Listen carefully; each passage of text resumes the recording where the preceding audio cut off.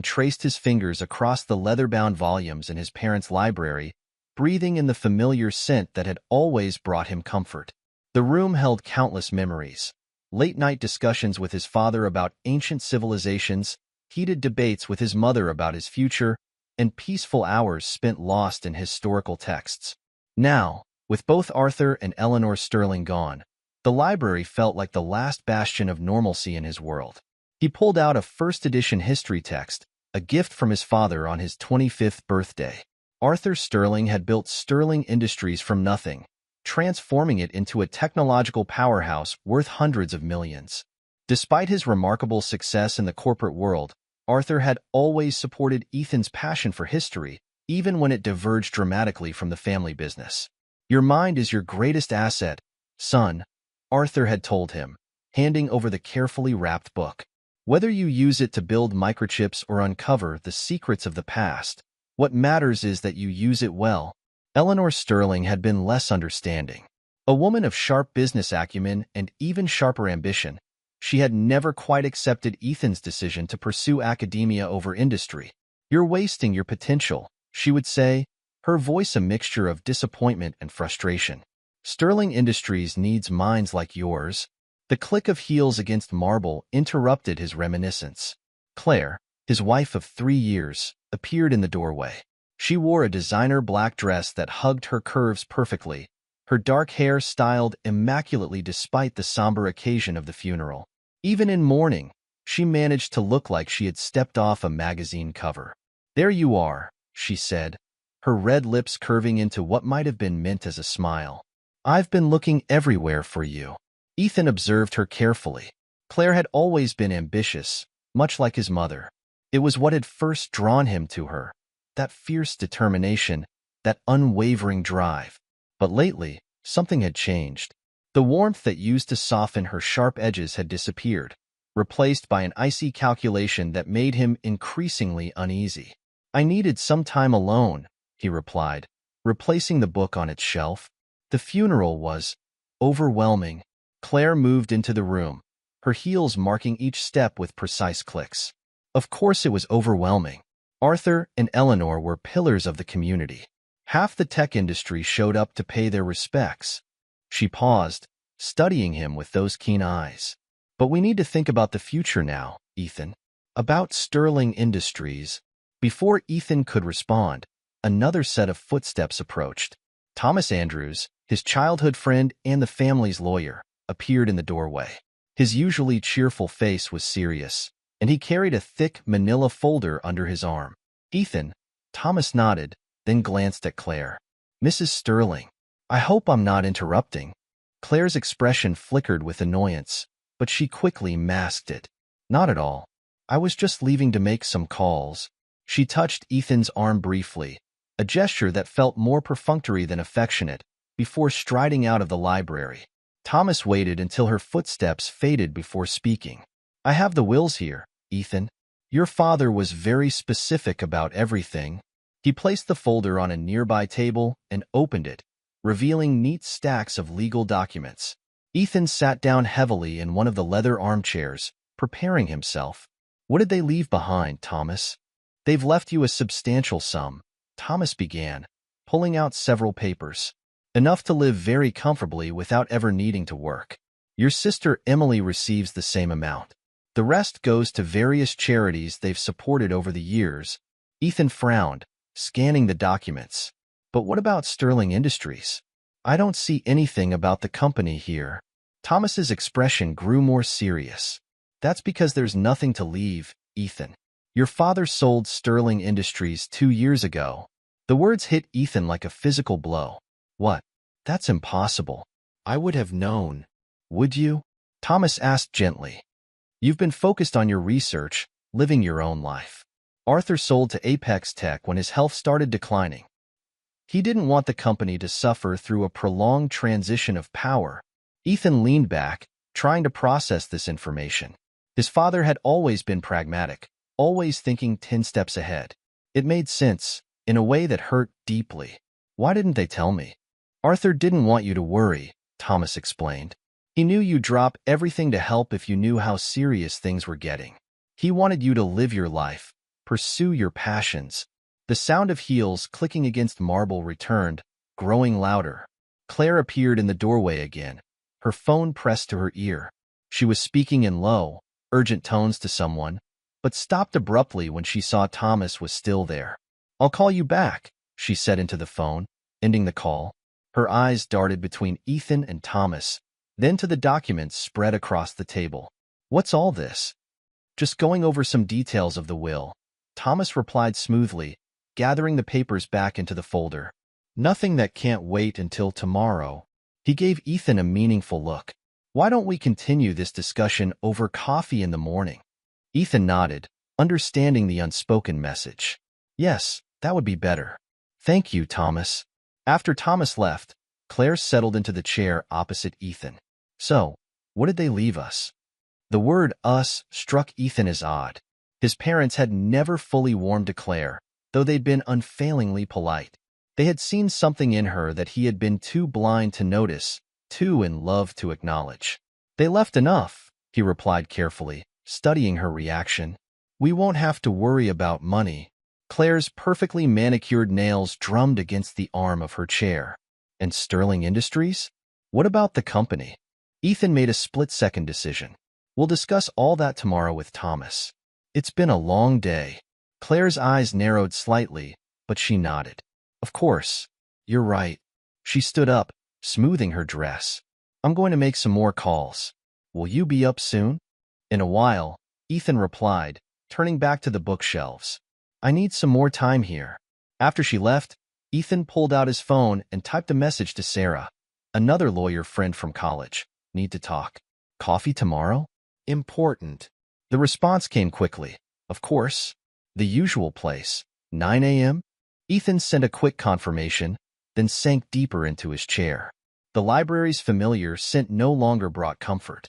Instead, it reminded him of all the things he might have missed, all the signs he might have ignored. His father had always taught him to trust his instincts, and right now, those instincts were screaming that something was very wrong. Chapter 2. The Serpent Unveiled. The coffee shop was quiet at 9 in the morning, most of the business crowd having already rushed off to their offices.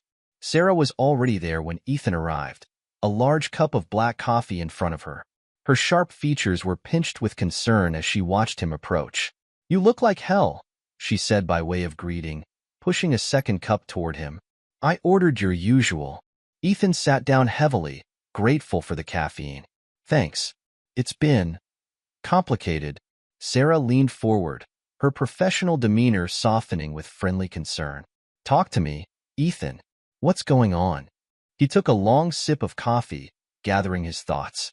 "Did you know my father sold Sterling Industries?" Sarah's eyebrows shot up. "No, I hadn't heard that." "When?" 2 years ago, apparently. To Apex Tech." Ethan watched her reaction carefully. "Thomas told me yesterday, after the funeral." "And Claire? How did she take the news?" Ethan's mouth twisted. "I haven't told her yet. Something doesn't feel right, Sarah. She's been acting strange lately, making lots of phone calls, being secretive." Sarah was quiet for a moment, stirring her coffee absently. "Ethan, there's something you should know." She hesitated, then continued. "I saw Claire last week at Rossini's, the Italian place downtown." "Yes." "She wasn't alone." Sarah's voice was gentle but firm. "She was with a man. They looked intimate, holding hands across the table, speaking closely." The words hit Ethan like a physical blow, but part of him had been expecting something like this. "Are you sure?" "I wish I wasn't." Sarah reached across the table and squeezed his hand. "I saw them in the parking lot afterward. The way they were together. It wasn't professional, Ethan." Ethan withdrew his hand, his mind racing. "Did you recognize him?" "No, but he was well-dressed, expensive watch, that type. They seemed very comfortable together." Sarah paused. "I didn't want to tell you without being certain, especially with everything else going on. But after you messaged me last night." "You did the right thing," Ethan assured her, his voice steady despite the turmoil inside. "Did Claire see you?" "No, I don't think so. I was leaving just as they arrived." Sarah studied his face. "What are you thinking?" Ethan's expression hardened. I'm thinking it's time I did some digging of my own. Claire's been pushing for information about Sterling Industries, acting like she's entitled to it. Now I know why. Be careful, Ethan.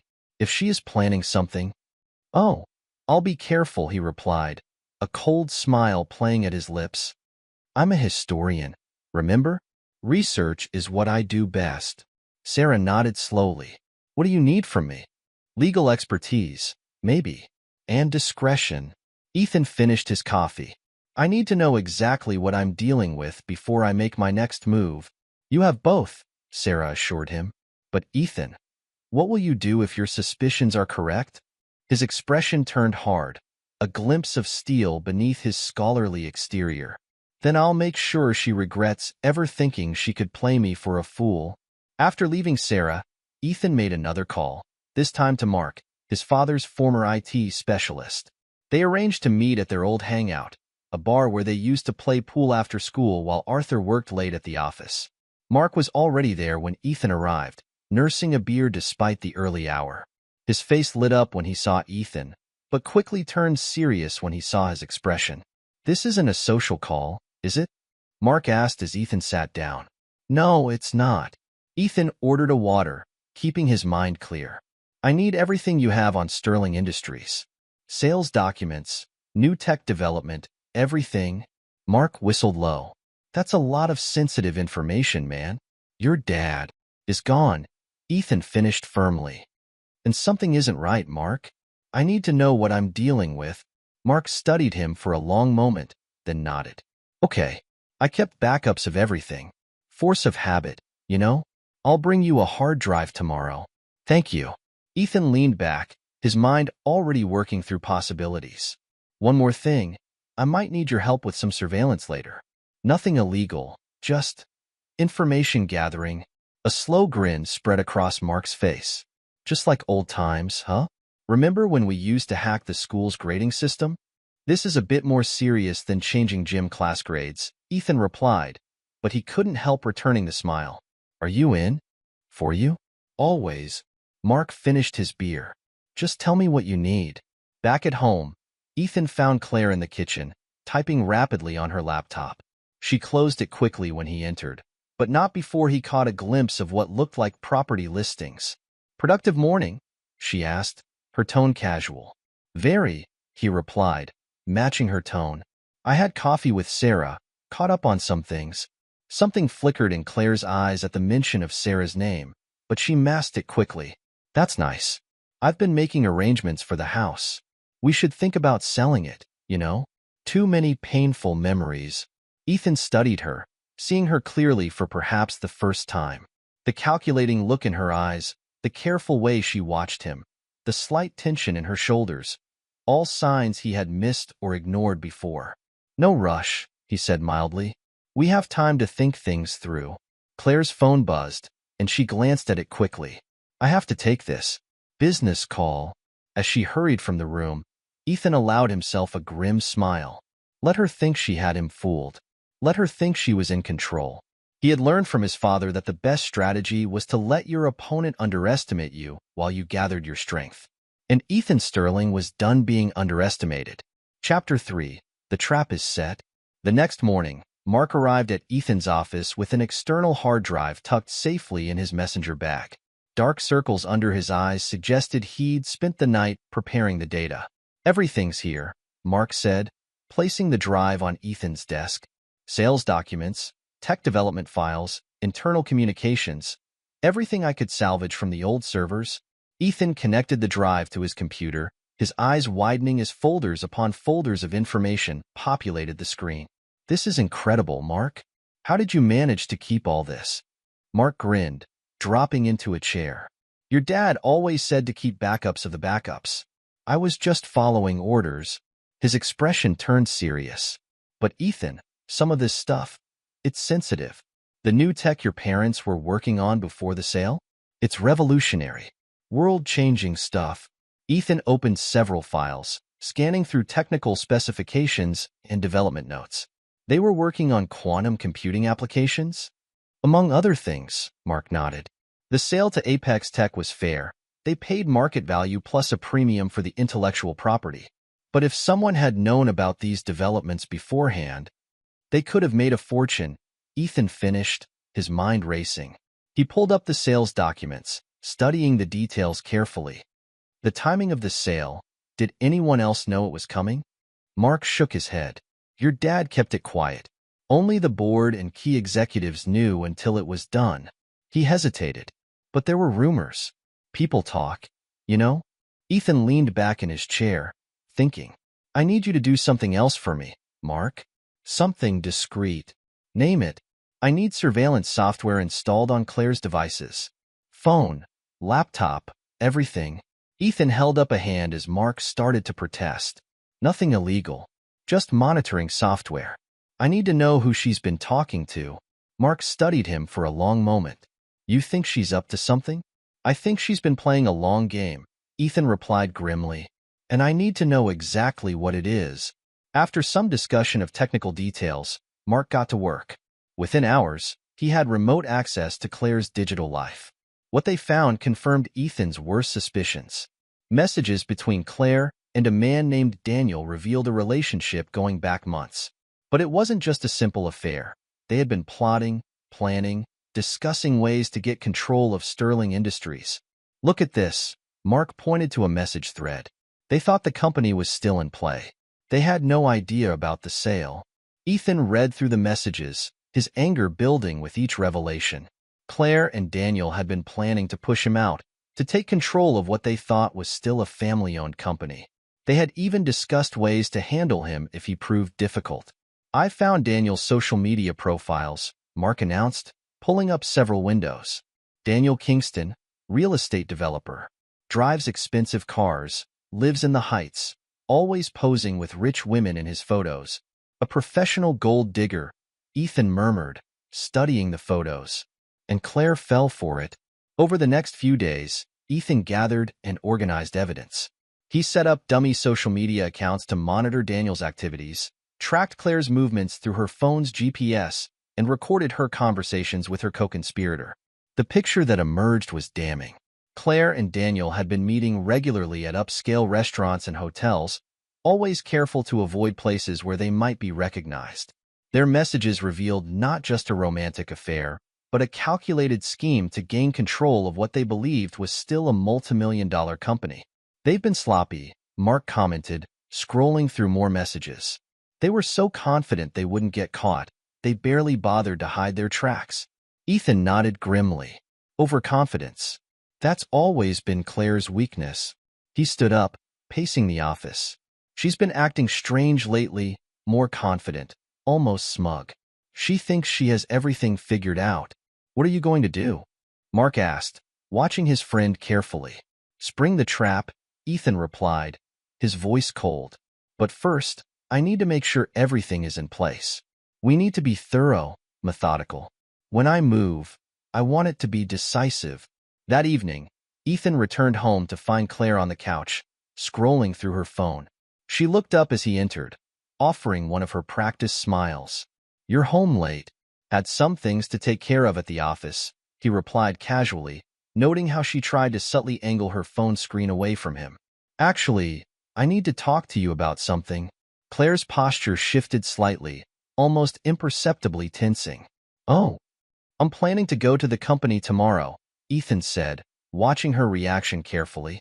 There are some matters that need attention. I'd like you to come with me. Claire's eyes lit up with barely concealed triumph. Of course, darling. What time should we leave? Let's aim for 9, he replied, hiding his disgust at her transparent excitement. It's important that we're both there.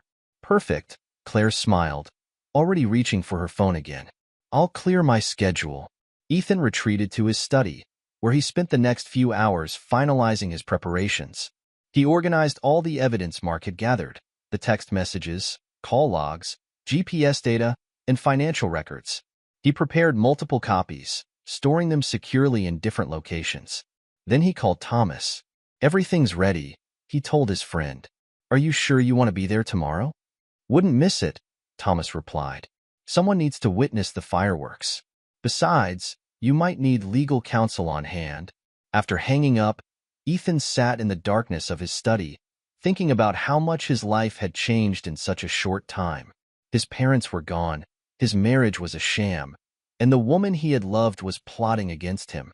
But instead of breaking him, these revelations had awakened something else, a cold, calculating fury that demanded satisfaction.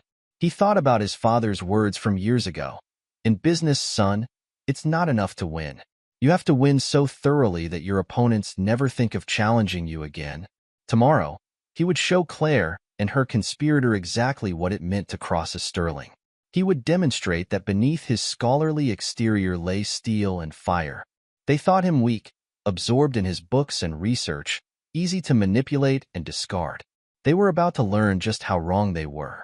Ethan spent the rest of the evening reviewing the evidence one final time, ensuring there were no loose ends. He had everything he needed: proof of their affair, their conspiracy, their plans to seize control of a company that wasn't even there to take. Tomorrow, he would watch their carefully constructed plans crumble, and he would show no mercy. Because Ethan Sterling had learned a valuable lesson through all of this, betrayal deserved no forgiveness, and those who sought to destroy him would face destruction themselves. Chapter 4. Confrontation. Sterling Industries' lobby held an eerie silence as Ethan and Claire stepped through the glass doors. Their footsteps echoed against marble, each step bringing them closer to the inevitable confrontation. Claire strode ahead, her designer heels clicking with purpose, while Ethan maintained a calculated distance behind her. The security guard at the desk looked up, confusion crossing his face. "Can I help you?" "I'm Claire Sterling," she announced, her voice dripping with authority. "My husband and I are here for an important meeting." Ethan watched as she pulled out an old Sterling Industries ID card, noting how she'd planned this moment. The guard glanced at the card, then at his computer screen, his brow furrowing. "I'm sorry, ma'am, but this ID isn't valid anymore. The building belongs to Apex Tech now." Claire's composure slipped for a fraction of a second before she recovered. "There must be some mistake. We're here to discuss the transition of power. My husband is Arthur Sterling's son." The guard picked up his phone, making a quick call. After a brief conversation, he nodded. "Mr. Sterling, you and your wife can go up. Someone from Apex Tech will meet you." They rode the elevator in silence. Claire stood tall, shoulders back, radiating confidence. Ethan observed her through the reflective doors, noting how she checked her appearance, practiced her smile, readied herself for what she thought would be her moment of triumph. The executive floor was different now. Gone were the familiar Sterling Industries logos, replaced by Apex Tech's modern branding. A young executive assistant met them, leading them to what had once been Arthur Sterling's office. "Please, make yourselves comfortable," she said. "Someone will be with you shortly." The moment the door closed, Claire made her way to the CEO's chair, settling into it with a satisfied smile. She ran her hands along the armrests, claiming the space as her own. "Finally," she declared, turning to face Ethan. Her hand reached into her designer bag, pulling out a thick manila envelope. "Now I'm the CEO of this company." She tossed the envelope onto the desk. "If you don't agree with this, here are your divorce papers." Ethan couldn't help it. The sheer audacity, the complete and utter delusion of this woman, struck him as hilarious. He started laughing, softly at first, then building to deep, genuine laughter that filled the room. Claire's triumphant expression faltered. "What's so funny?" Ethan composed himself, wiping tears from his eyes. "Oh, Claire," he said, his voice dropping to a dangerous whisper. "You really are something else. What are you talking about?" Her fingers gripped the armrests tighter. Ethan pulled out his phone, taking his time as he pulled up the evidence he'd gathered. "Let me show you something interesting." He turned the screen toward her, playing a recording of her conversation with Daniel. Her own voice filled the room. "Once we push Ethan out, Sterling Industries will be ours. He's too wrapped up in his books to see what's coming." Claire's face drained of color. Ethan swiped to the next piece of evidence, text messages discussing their plans to take control of the company, photos of their secret meetings, financial records showing their preparations. "Did you really think I wouldn't find out?" Ethan's voice remained calm, controlled. "Did you think I was that stupid?" "How did you?" Claire started to rise from the chair, but Ethan cut her off. I'm a historian, Claire. Finding and analyzing evidence is what I do. He moved closer to the desk, placing both hands on its surface. But here's the real punchline. There is no company to take over. My father sold Sterling Industries to Apex Tech 2 years ago. Claire's carefully constructed facade crumbled. She looked around the office with new eyes, finally noticing the changed logos, the different decor. No, she whispered. That's impossible. Is it? Ethan pulled out more documents, the sale agreement, transfer papers, everything Mark had provided. While you were plotting to steal my family's company, my father was making sure it would survive his illness. He sold it at its peak, donated most of the money to charity, and left just enough to ensure his children would be comfortable. Claire stumbled back from the desk, her legs hitting the chair. You knew? All this time? Not at first, Ethan admitted. But once I started looking, it wasn't hard to piece together. You and Daniel weren't exactly subtle. He picked up the divorce papers she'd brought. Though I have to admire your confidence, bringing these today. Let me guess. You plan to force me to sign away my rights to the company in exchange for a quick divorce? Claire's silence was answer enough. Ethan pulled out another set of documents from his briefcase. These are my divorce papers, prepared by my lawyers. You'll find them quite different from yours. Given the evidence I have of your conspiracy and infidelity, and thanks to the prenuptial agreement you signed, you'll be leaving this marriage with exactly what you brought into it. Nothing. You can't do this, Claire hissed, her composed exterior completely shattered. I already have. Ethan's voice carried a finality that made her flinch. Your lover Daniel has already received copies of everything I have. His clients, business partners, and family will all know what kind of man he really is. As for you, he smiled, cold and ruthless. Well, let's just say your reputation in this city is about to take quite a hit. Claire lunged for her bag, probably reaching for her phone, but Ethan was faster. He pulled out a USB drive. Looking for a way to warn Daniel? Don't bother. By now, he's receiving quite a few interesting calls. It's amazing how quickly people distance themselves when they discover someone's true nature. The door opened, and Thomas entered with 2 security guards from Apex Tech, Mr. Sterling.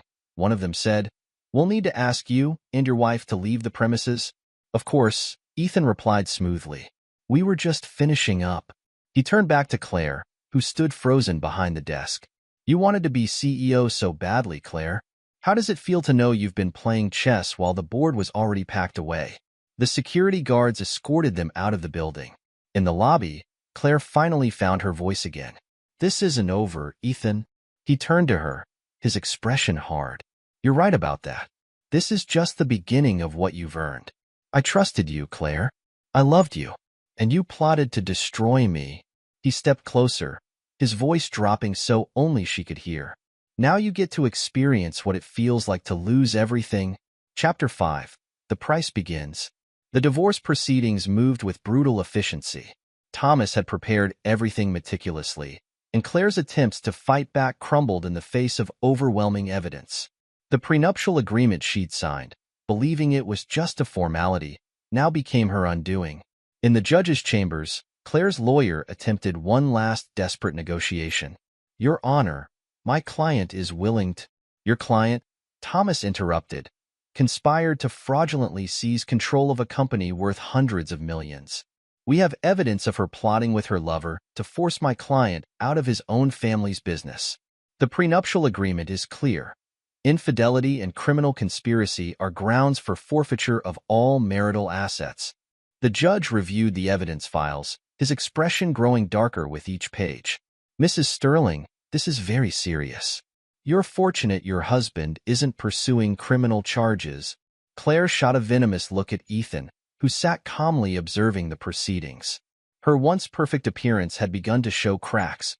Her designer outfit couldn't hide the strain of the past weeks. The prenuptial agreement stands, the judge declared. The divorce is granted under the terms presented by Mr. Sterling's counsel. Outside the courthouse, reporters had gathered. Someone had leaked details of the scandal, and Claire's carefully cultivated social media presence turned against her as screenshots of her messages with Daniel spread across the internet. Ethan watched from his car as Claire pushed through the media crowd, her face hidden behind large sunglasses. She'd lost everything: her status, her reputation, her lover. Daniel had disappeared the moment things got difficult, his own career in shambles after Ethan's evidence reached his clients and business partners. "Are you sure about this?" Thomas asked from the passenger seat. "We could have taken her for everything," pursued criminal charges. "This is better," Ethan replied, starting the engine. "Money she could recover from. A prison sentence would end eventually. But this?" He gestured at the media circus.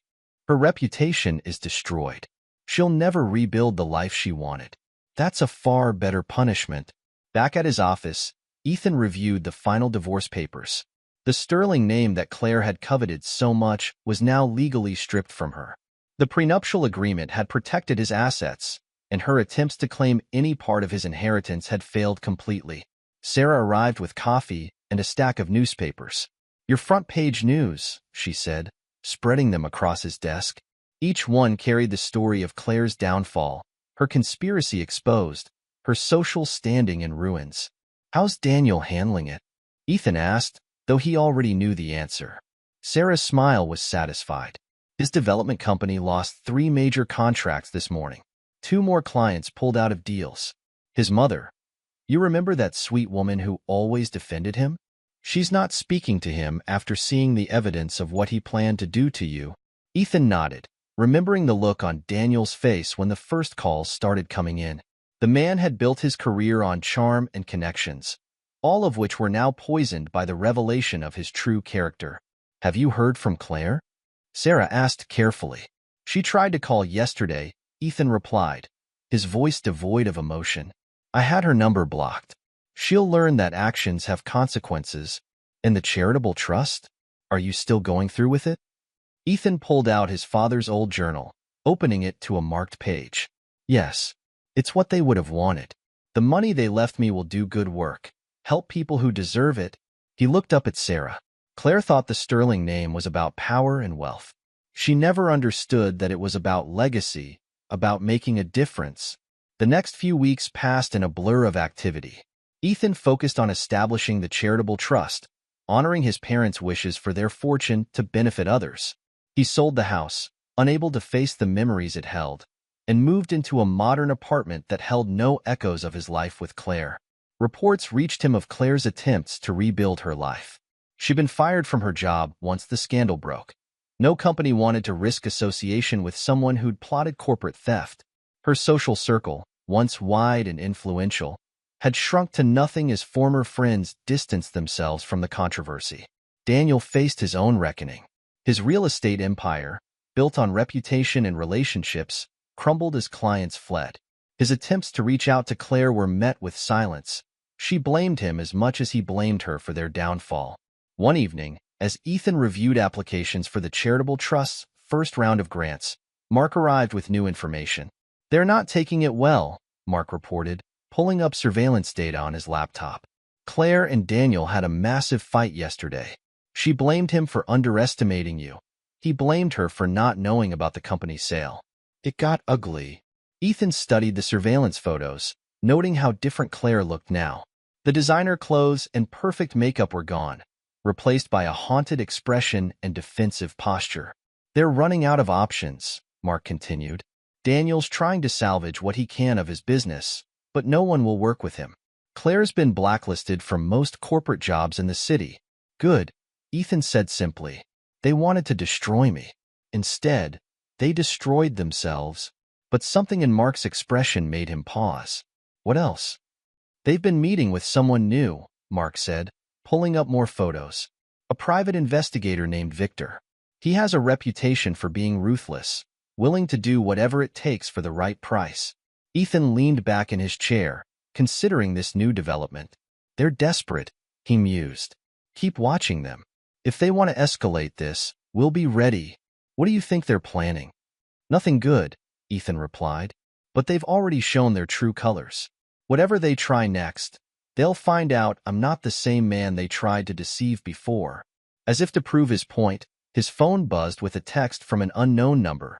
Claire, trying yet another way to reach him. He blocked the number without reading the message. Let her stew in the consequences of her actions. Let her realize that the quiet scholar she dismissed as weak had been the architect of her downfall. The sun was setting over the city as Ethan finished his work for the day. He stood at his office window, watching the lights come on across the skyline. Claire had wanted power, status, control. She'd thought him an easy mark, a stepping stone to the life she craved. Instead, she'd learned a harsh lesson about underestimating opponents. But something told him this wasn't over. Claire and Daniel, backed into a corner, would lash out again. They'd try to hurt him, try to reclaim what they'd lost. Let them try. He was ready. Chapter 6. The Gathering Storm. Victor Drake sat in his dimly lit office, studying the files spread across his desk. Photos of Ethan Sterling, surveillance reports, financial records, all pieces of a puzzle he was being paid to solve. Claire and Daniel sat across from him, their desperation palpable. "He destroyed us," Claire said, her once perfect manicure now chipped and neglected. "We need to make him pay." Victor leaned back in his chair, assessing his new clients. They'd come to him with promises of money they didn't have, seeking revenge they couldn't afford. But something about their story intrigued him. "Tell me about his weaknesses," Victor demanded. "Everyone has them." Daniel shifted uncomfortably. "He's not who we thought he was. We underestimated him before." "He's ruthless," Claire added, bitterness dripping from her words. "Cold, calculating. But he has a soft spot. His sister, Emily." Victor's interest peaked. "Tell me more about the sister." "They're close," Claire explained. "After their parents died, she's all he has left. She's his weakness, his vulnerability." Victor pulled out a fresh notepad. "What's her routine? Where does she live? Work? Who does she spend time with?" As Claire and Daniel shared everything they knew about Emily Sterling, Victor took detailed notes. A plan began forming in his mind. Not just a simple revenge scheme, but something that could potentially restore his clients to their former glory. Getting to him directly would be difficult, Victor mused. He's too cautious now, too well protected. But through her... He looked up at Claire and Daniel. "That could work." Claire leaned forward. "What do you have in mind?" "First, we need resources." Victor named a figure that made both of them flinch. "Half up front." "We don't have that kind of money anymore," Daniel protested. Ethan made sure of that. Victor's smile was cold. "Then find it. Sell whatever you have left. Because without resources, you're just two bitter people with a grudge." Claire's hand went to her throat, where an expensive necklace still hung, one of the few valuable pieces she'd managed to keep. "I can get some of it. And Daniel still has his car." "Good." Victor stood up, signaling the end of the meeting. "Get me the money. Then we'll discuss the specifics." Over the next few days, Victor's team tracked Emily's movements. They photographed her leaving her apartment, monitored her social media, mapped her daily routines. Each piece of information was another weapon in their arsenal. Meanwhile, Claire and Daniel scraped together what they could. Claire sold her jewelry, designer clothes, and handbags. Daniel liquidated his remaining assets, including his prized sports car. Their desperation made them sloppy, a fact that wouldn't go unnoticed. Victor met them again a week later. "I found our opportunity," he announced, spreading surveillance photos across his desk. Emily Sterling follows a predictable pattern. Work, gym, home. She has dinner with her brother twice a week. She trusts easily, too easily. "When do we move?" Daniel asked, his eagerness showing. "Patience." Victor's voice carried a warning. "We do this my way, or not at all. One wrong move, and Sterling will destroy what's left of your lives." Claire's hands clenched into fists. "He already has. We have nothing left to lose." "That's where you're wrong," Victor replied. "You can always lose more. And if we don't play this perfectly, you will." He outlined his plan, a careful, methodical approach that would leave no room for error. Claire and Daniel listened intently, their faces showing a mix of anticipation and fear. "Remember," Victor warned as they prepared to leave, "no contact with Sterling. No threats, no messages, nothing that might tip him off. As far as he's concerned, you've accepted your defeat." After they left, Victor made a series of calls, setting pieces in motion. He had a reputation to maintain, a reputation built on successful operations and satisfied clients. But something about this job felt different. Sterling wasn't the usual rich target, soft from privilege and easy to intimidate. He was something else entirely. In his high-rise apartment, Ethan reviewed the latest reports from Mark's surveillance team. Claire and Daniel had been busy, selling off assets, making mysterious meetings. The pieces were moving, but toward what end? They've hired someone, Mark reported over the phone. Victor Drake, ex-military, turned private investigator. He's got a reputation for getting results, no matter the cost. Ethan's mind raced through the implications. Keep watching them. If they're planning something. A beep interrupted him, another call coming in. Emily's number flashed on the screen. I have to go, he told Mark. My sister's calling. Ethan? Emily's voice came through clear and bright. Are we still on for dinner tomorrow? Of course, he replied, pushing aside his concerns. The usual place? Perfect. I have so much to tell you about the new project at work. After hanging up, Ethan stood at his window, watching the city below. Something was coming. He could feel it in his bones. Claire and Daniel were planning something that would need his full attention to counter. His phone buzzed again. A message from Thomas this time. Need to talk. Found something interesting about Victor Drake. Ethan sent a quick reply, then returned to his vigil at the window. Let them plan. Let them scheme. He'd learned his lesson about underestimating enemies. Whatever they were planning, he would be ready. The storm was gathering, but this time, he saw it coming. Chapter 7. The Hunter Becomes Hunted. Ethan's phone clattered against his desk as Emily's terrified voice cut off. The silence that followed seemed to stretch endlessly, broken only by the pounding of his heart in his ears. Her words replayed in his mind. They took me away. Please help me. He punched in Thomas's number, his fingers steady despite the rage building inside him.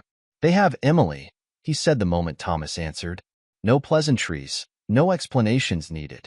I'm on my way, Thomas replied, understanding immediately. Call Mark. Mark answered on the first ring. What do you need? Track Emily's phone, Ethan commanded, already pulling up the surveillance files on Claire and Daniel. They've taken her. Find her. On it. Keys clicked rapidly in the background. Sending you remote access now. I'm picking up her phone's signal. Ethan pulled up the tracking data on his laptop. The signal pulsed steadily from an industrial area on the city's outskirts. He recognized the location, an abandoned warehouse district that had been slated for redevelopment. Thomas arrived within minutes, his usual polished appearance disheveled in his haste.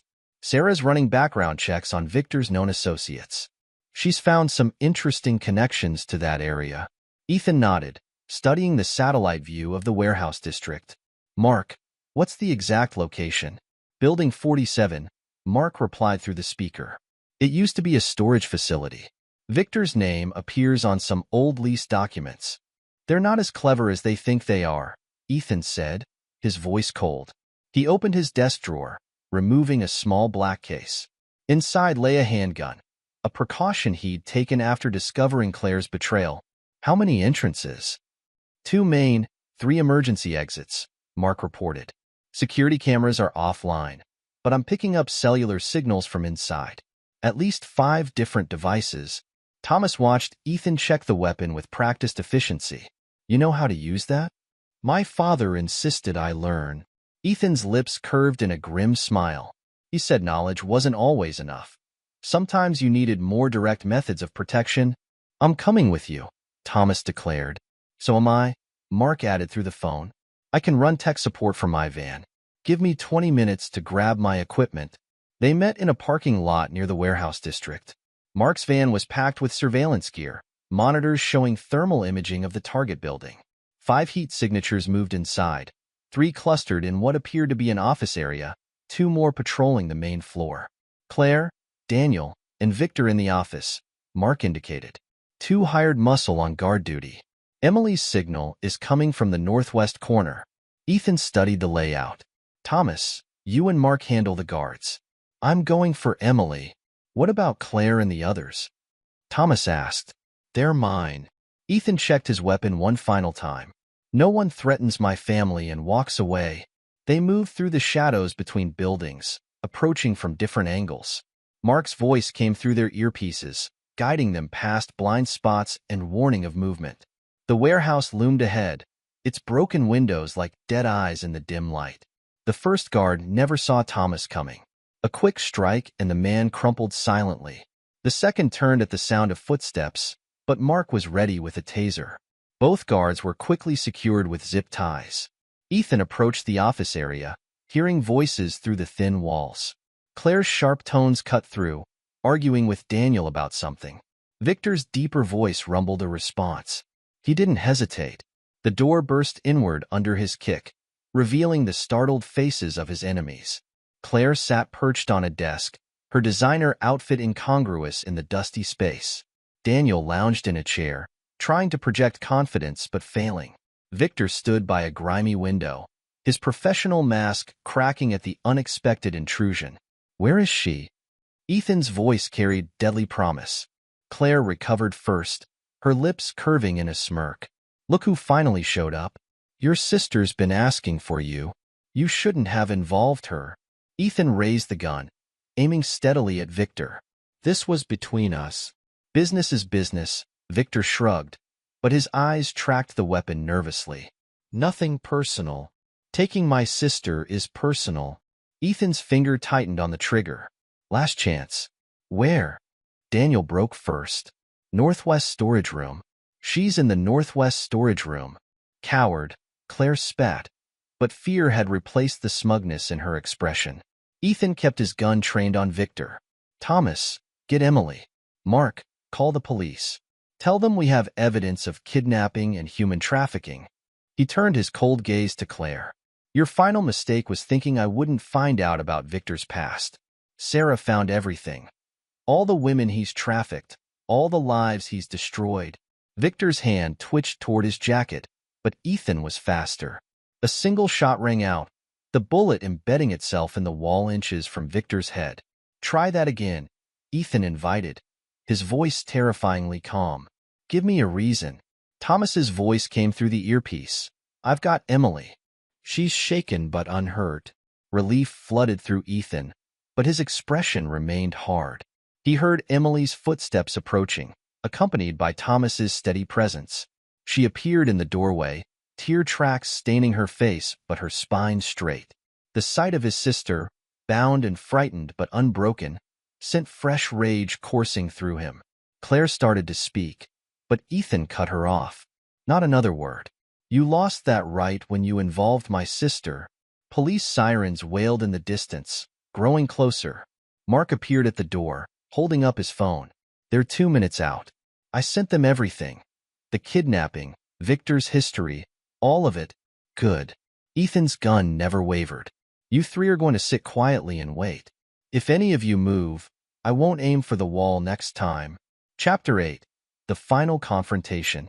Red and blue lights strobed through the warehouse windows as police cars surrounded the building. Officers swarmed in, weapons drawn, finding a scene that defied their expectations. 3 suspects sat quietly in the office, covered by a man who held his gun with the steady confidence of someone who knew how to use it. "Mr. Sterling?" The lead detective approached cautiously. "We got the files your friend sent." "Quite a story." Ethan lowered his weapon slowly as officers moved to secure Claire, Daniel, and Victor. "My sister's statement and our evidence should be enough for kidnapping charges." "Oh, much more than that." The detective glanced at his phone. "Your friend Sarah sent over quite a file on Mr. Drake here. Multiple outstanding warrants for trafficking. The DA's going to have a field day." Victor struggled as officers cuffed him. "You don't understand. They hired me. This was their plan." "Which makes them conspirators," the detective nodded. "Don't worry, there's plenty of charges to go around." Claire maintained her composure as she was cuffed, but her mask cracked when she met Ethan's eyes. "You've ruined everything," she hissed. "No, Claire. You did that yourself." Ethan watched dispassionately as she was led away. "When you threatened my sister, you sealed your fate." Daniel had collapsed into blubbering pleas, begging for mercy, promising to testify against the others. The sight disgusted Ethan. This was the man Claire had chosen over him, a spineless coward who broke at the first sign of real consequences. Emily stood with Thomas and Mark, giving her statement to another detective. She looked exhausted but resolute, answering questions clearly and precisely. Ethan felt fierce pride in his sister's strength. "The DA wants to speak with you," the lead detective told Ethan. "With the evidence you've provided and your sister's testimony, we're looking at serious time for all three. But Victor's trafficking history is the key. Once we started digging, we found connections to dozens of cases." Ethan nodded. "Sarah has more files for you. Bank records, communications, everything that links him to past crimes. Use it all." The warehouse became a crime scene, Tex photographing and documenting everything. Ethan watched as his three would-be destroyers were driven away in separate police cars. Claire sat ramrod straight in the back seat, her face a mask of fury and fear. Daniel slumped in defeat, while Victor stared straight ahead, already calculating angles for deals. "Mr. Sterling?" A young officer approached. "We'll need you to come to the station tomorrow for formal statements." "We'll be there." Ethan turned to his sister. "Let's go home." The ride back was quiet, Emily resting her head on her brother's shoulder while Thomas drove. Mark followed in his van, still monitoring police frequencies and surveillance feeds out of habit. At Ethan's apartment, Emily finally broke down. "I was so scared," she whispered. "But I knew you'd come. I knew you'd find me. Always." Ethan held his sister close. "I'll always protect you." Thomas and Mark stayed, ordering food none of them really wanted to eat, but knowing they needed to. Sarah arrived with files for the police and DA, her legal mind already building cases that would ensure maximum sentences. "Victor's previous victims are coming forward," she reported, checking her phone. Once the news broke about his arrest, women he trafficked started calling police departments across 3 states. "He's never getting out." "And Claire?" Emily asked quietly. "Conspiracy to kidnapping, minimum 10 years. Sarah's smile was grim. Daniel's already offered to testify against both of them for a lighter sentence. Not that it will help much. The evidence is overwhelming. Ethan stood by his window, watching the city lights while his friends and sister talked. He had won, completely and finally. His enemies would pay for their crimes, justice would be served through legal channels, and his reputation would remain intact. But it wasn't enough. Chapter 9. The Aftermath. The trial was a media sensation. Claire Sterling, socialite wife of a prominent family, conspiring with her lover to kidnap her sister-in-law. Victor Drake, revealed as a long-time trafficking kingpin, finally brought to justice. Daniel Kingston, the wealthy developer exposed as a cowardly conspirator. Ethan sat in the courtroom each day, his face impassive as testimony and evidence mounted. Emily testified with quiet dignity about her ordeal. Sarah presented financial records showing the conspiracy's evolution. Mark's technical evidence proved premeditation. Claire maintained her composure until the verdict, guilty on all counts.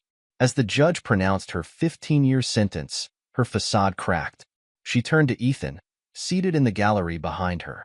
"I hope you're satisfied," she snarled. "You've destroyed everything." "No, Claire." Ethan's voice carried clearly in the hushed courtroom. "You destroyed yourself. I just made sure you faced the consequences." Daniel received 12 years for his role, his cooperation earning a slightly lighter sentence. He left the courtroom sobbing, his mother watching in shame as her son was led away. Victor's trial was separate, encompassing decades of trafficking charges. The judge showed no mercy, sentencing him to life without parole. As he was led past Ethan, he managed a single nod, acknowledgement from one predator to another that he had been outplayed. In the months that followed, Ethan rebuilt his life. The charitable trust flourished, funding programs to help trafficking victims and support law enforcement efforts. Emily recovered from her ordeal, stronger for having faced her fears. The old Sterling house was sold, its memories too painful to preserve. Ethan moved to a new city, establishing himself in academic circles while maintaining the edge he'd discovered within himself. His research continued, but now focused on historical patterns of justice and retribution. Thomas, Mark, and Sarah remained his closest friends, bound by shared experience and loyalty. They understood the man he'd become, scholar and warrior, protector and avenger. They knew his capacity for both compassion and ruthlessness. One evening, as they gathered for dinner, Emily raised her glass. "To family," she said. "The one we're born with and the one we choose." Ethan looked around the table at these people who had stood by him, who had helped him deliver justice. They were his true family now, forged in crisis and proven in loyalty. To family, he agreed, knowing that he would protect them with the same fierce dedication that had brought down his enemies. The price of betrayal had been high, but the lesson was clear. Ethan Sterling was not a man to be crossed. Later that night, alone in his study, Ethan reviewed the final reports from the trial. Claire, Daniel, and Victor had begun serving their sentences. Justice had been served through legal channels, their punishment handed down by courts and carried out by the system. But Ethan knew the truth. He had orchestrated their downfall from the moment they threatened his sister. His revenge had been complete, devastating, and entirely within the law. They had underestimated him, seen only the scholarly exterior and missed the steel beneath. Never again would anyone make that mistake. Ethan Sterling had emerged from betrayal and crisis transformed. The quiet historian remained, but now tempered by a ruthless strength that would protect what he valued and destroy any threat to his family. Epilogue. 10 years later. The Sterling Foundation's annual gala filled the grand ballroom of the Carlisle Hotel with the city's elite. Ethan Sterling, now in his mid-40s, stood at the podium addressing the gathered crowd. His dark hair had touches of distinguished gray at the temples, but his presence commanded attention just as it had a decade ago. 10 years ago, the Sterling Foundation began with a simple mission: to protect those who cannot protect themselves. Ethan's voice carried across the attentive audience. Today, we've helped thousands of trafficking victims rebuild their lives, supported law enforcement agencies in dismantling criminal networks, and provided educational opportunities to at-risk youth. In the front row, Emily Sterling Matthews sat with her husband, Michael, a prosecutor she'd met during the trials years ago. Their shared experience with justice and recovery had formed the foundation of their relationship. Emily now ran the foundation's victim advocacy program, turning her own trauma into a force for positive change. Thomas Andrews, still Ethan's closest friend and now the foundation's chief legal counsel, watched from the side of the stage. The years had only strengthened their bond, forged in crisis and tempered by shared purpose. His legal expertise had helped shape the foundation's advocacy work, pushing for stronger trafficking laws and victim protection. Mark Chin, who had transitioned from IT specialist to the foundation's head of cybersecurity, managed a global network that tracked trafficking operations and supported law enforcement efforts. His technical skills, once used to expose Claire's betrayal, now served to prevent others from suffering similar fates. Sarah Rodriguez had become a federal prosecutor, specializing in human trafficking cases. Her work with the foundation provided crucial links between law enforcement and victim support services. The lessons learned from Victor Drake's case had informed her approach to dismantling trafficking networks. After his speech, Ethan moved through the crowd, accepting congratulations and discussing the foundation's work. He'd maintained his academic career, becoming a respected professor of history while running the foundation. His research now focused on historical patterns of crime and justice, publishing works that influence policy and law enforcement strategies. In his private office later that evening, Ethan reviewed the latest reports from his network. Claire had served 10 years of her 15-year sentence, recently becoming eligible for parole. Her attempts to rebuild her reputation from prison had failed. The sterling name and wealth she'd coveted remained forever beyond her reach. The woman who had once graced society magazines now faced a future of obscurity and shame. Daniel Kingston had been released after serving 8 years, his cooperation earning him a reduced sentence.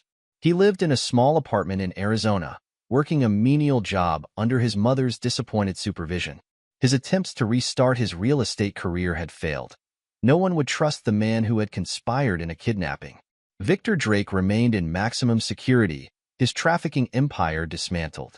The evidence Ethan's team had gathered had led to dozens of additional convictions, freeing hundreds of victims.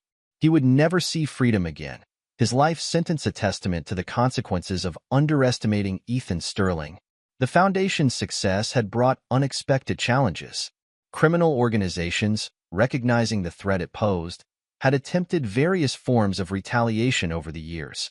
Each attempt had been met with Ethan's particular brand of ruthless efficiency. Those who threatened his work or his family learned the same lesson Claire had. Ethan Sterling was not a man to be crossed. Emily entered his office, carrying 2 glasses of whiskey. Reminiscing, brother? Ethan accepted the drink with a smile, reviewing the past to inform the future. How's the new program coming along? The Victim Rehabilitation Center opens next month, Emily replied, settling into a chair. Michael's team has already lined up cases for the legal aid clinic. Their relationship had grown stronger through shared purpose.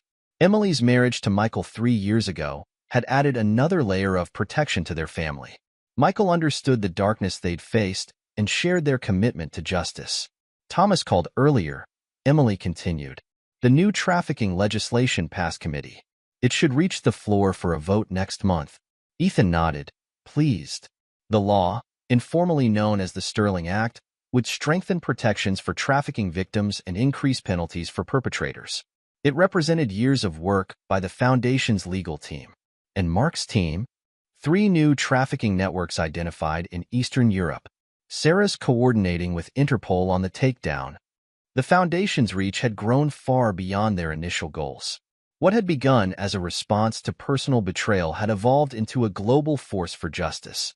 Ethan's resources, combined with his team's skills and dedication, had created something his parents would have been proud of. A knock at the door preceded Thomas's entrance. The DA's office called. Claire's parole hearing is next month. Ethan's expression hardened slightly. She won't be granted parole. The victim impact statements from Emily and the evidence of premeditation will ensure that. The mention of Claire brought memories flooding back. The betrayal, the kidnapping, the trial, all seemed like scenes from another life. Yet they had shaped everything that followed, transforming a quiet scholar into someone who understood the necessity of power and the responsibility it carried. Have you heard about Daniel? Thomas asked, accepting a drink. His latest job application was rejected, Ethan replied. The background check revealed his involvement in Emily's kidnapping. No respectable firm will hire him. It wasn't active vengeance that kept Daniel Kingston in his reduced circumstances, merely the natural consequences of his actions. Ethan had no need to pursue further punishment. The man's own choices had determined his fate. Sarah arrived next, completing their inner circle. 2 more convictions today, she reported. The evidence from Mark's team was instrumental.